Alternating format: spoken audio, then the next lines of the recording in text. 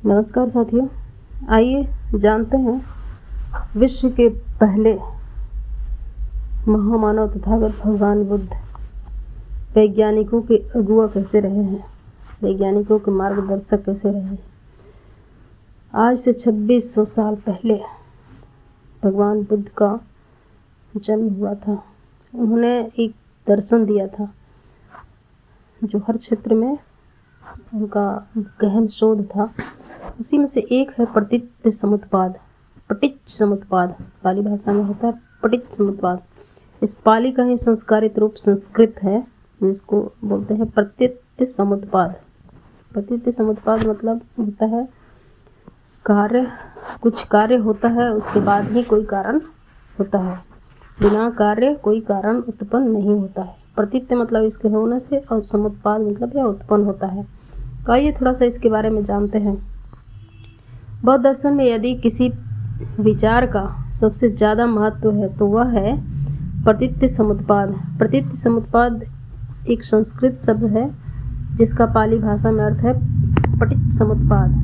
यानी पहले पाली था पटिच्च समुत्पाद, और पाली धम्मलिपि पाली वाले ही इसको संस्कारित करके बाद में बुद्धिस्ट लोग प्रतीच्य समुत्पाद करते हैं।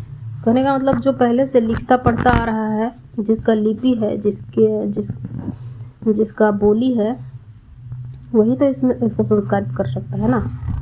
तो ये बुद्धिस्टों का ही, संस्कृत भी बुद्धिस्टों का ही है।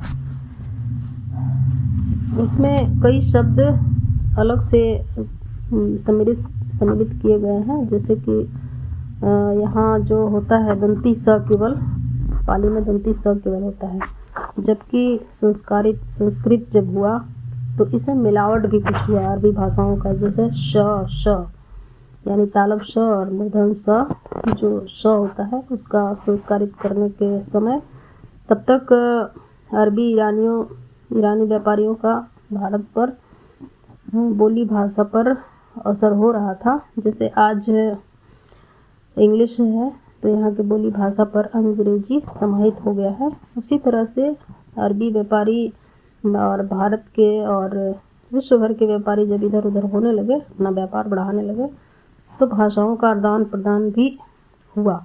इसमें शब्द भी कई जोड़े गए। जैसे फकीर शब्द है। फकीर हिंदी का शब्द नहीं है, हिंदी मतलब पाली का भी नहीं है, यहाँ के लोकल भाषा का भी नहीं है।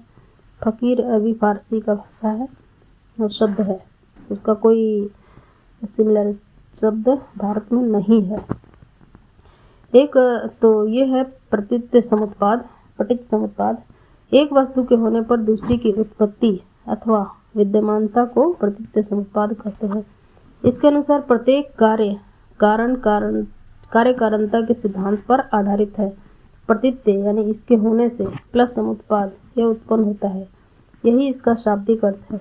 दूसरे शब्दों में इसके होने पर वह होता है अथवा इसकी उत्पत्ति से उसकी उत्पत्ति है। इसमें कार्य कारण नियमों का महत्वपूर्ण विश्लेषण का प्रस्तुतिकरण है। यह भौतिक विज्ञान के लॉ ऑफ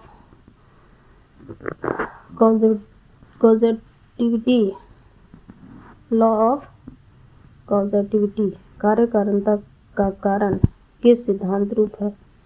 इस प्रकार बुद्ध प्रतिपादित प्रतीच्य समुत्पाद विज्ञान सम्मत है। यह संसार तथा संसार के समस्त जीवों के कार्य कारणता के आधार पर वैज्ञानिक विश्लेषण करता है।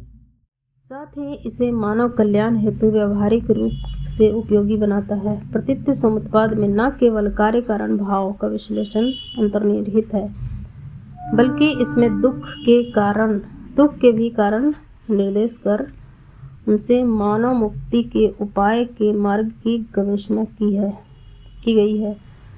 हरेक उत्पाद यानी कार्य का कोई प्रत्यय यानी कारण होता है, अर्थात प्रत्येक घटना का कोई न कोई ज्ञात अथवा अज्ञात कारण होता है।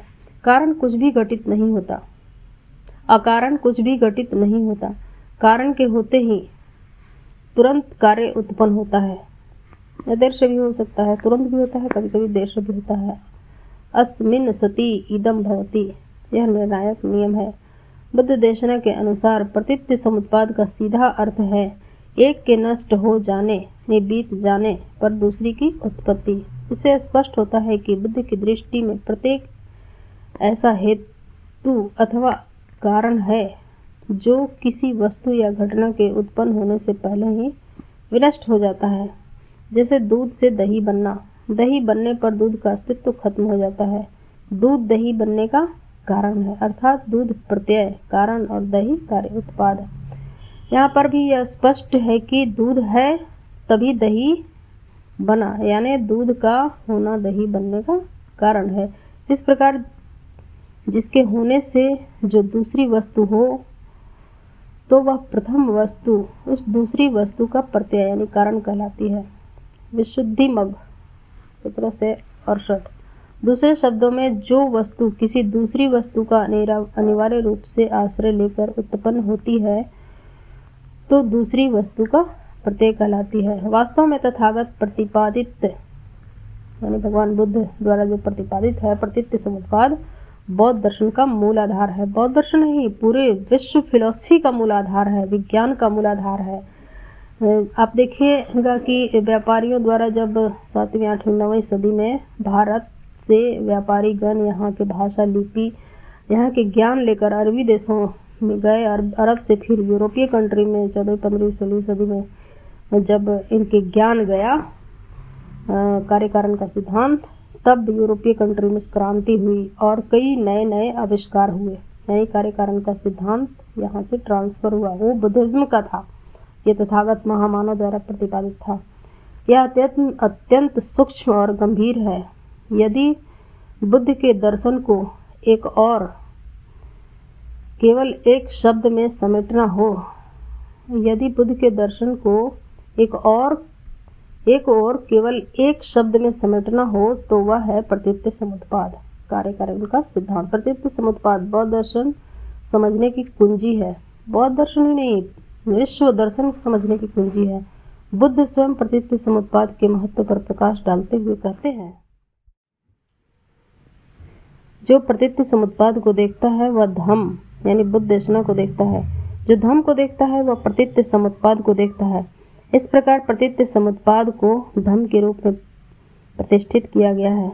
यह दर्शन बुद्ध का अनोखा आविष्कार है, जो पाखंड, पोंगापंथी, बाह्य आडंबर, अंधविश्वास आदि पर वज्र प्रहार करता ही है, आत्मा परमात्मा के अस्तित्व को भी नकारता है। प्रतीत्य समुत्पाद के जान लेने से मनुष्य सांसारिक दुखों तथा भव बंधनों से विमुक्ति पा सकता है। प्रतीत्य समुत्पाद का सिद्धांत मनुष्य को धार्मिक व्यापार के भंवर में कभी भी फंसने नहीं देता। प्रतीत्य समुत्पाद के सिद्धांत को न जानने के कारण ही मनुष्य अनेक कष्टों और कठिनाइयों से ग्रसित होकर दुर्गति को प्राप्त करता है। जादू टोने, झाड़ फूक, ओझा डायन, तंत्र मंत्र, सिद्धि आदि के मिथ्या विश्वास में पड़ जाने के कारण अपने जीवन को अतिशय क्लेशपूर्ण बना लेता है। जब बिना कारण के कोई कार्य अथवा घटना या उत्पाद हो ही नहीं सकता तो यह धार्मिक ठग हवा में हाथ लहराकर सोने का चैन कैसे उपस्थित कर सकता है? पत्थर का देवता दूध कैसे पी सकता है? वह 56 भोग कर आशावादन कैसे कर सकता है? तंत्र मंत्र से रातों रात कोई कैसे धनी हो सकता है? यह सब जानने समझने की चीज है। जो इसके पीछे के कारणों को जानता समझता है वह ऐसे धार्मिक धंधेबाजों के जाल में नहीं फंस सकता। अतः कार्य कारण ही धर्म है। आशय यह है कि प्रतीत्य समुत्पाद का ज्ञाता ही धर्म की गूढ़ता को समझ सकता है। तथागत भगवान बुद्ध कहते हैं, भिक्षुओं, मेरे उपदेशित धर्म को बेड़े यानी नदी पार करने का बेड़ा के समान समझना। यह पार होने के लिए है, पकड़कर रखने के लिए नहीं। मतलब यह कि धर्म ढोने की चीज नहीं, क्लेश और कठिनाइयों की सरिता से पार लगने का मार्ग है। प्रतीत्य समुत्पाद को मध्यमा प्रतिपद यानी अष्टांगिक मार्ग के द्वारा भी जाना जा सकता है। मध्यमा प्रतिपद अतियों से बचने का सर्वोत्तम मार्ग है, जिससे दुखों का उच्छेद होता है। तो ये था साथियों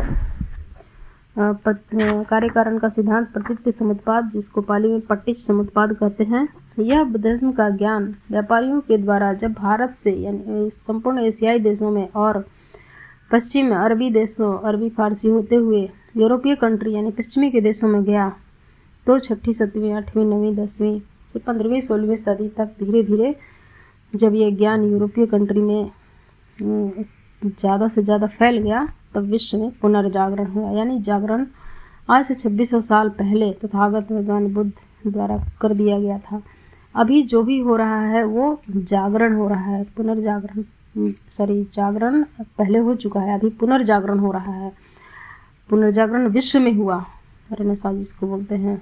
तो क्रांति हुई हर क्षेत्र में, औद्योगिक के क्षेत्र में, विज्ञान के क्षेत्र में, जीवन रहन सहन के क्षेत्र में। अभी हम आपसे जिस माध्यम से संपर्क कर पा रहे हैं वो है मोबाइल, लैपटॉप या इंटरनेट। ये सब वैज्ञानिकों की अद्भुत खोज है जो कार्य कारण के सिद्धांत पर ही आधारित है। तो ये पटिच्च समुद्पाद आज से 2600 साल पहले तथागत ने दुनिया को बताने की शुरुआत कर दी थी और बहुत ही बेहतर दर्शन है साथियों। लेकिन क्या है ना कि पश्चिमी दार्शनिकों को तो हमारे देश में बढ़ चढ़ कर पढ़ाया गया, पर हमारे ही देश के अद्भुत फिलोसफर्स दार्शनिकों के बारे में नहीं पढ़ाया गया।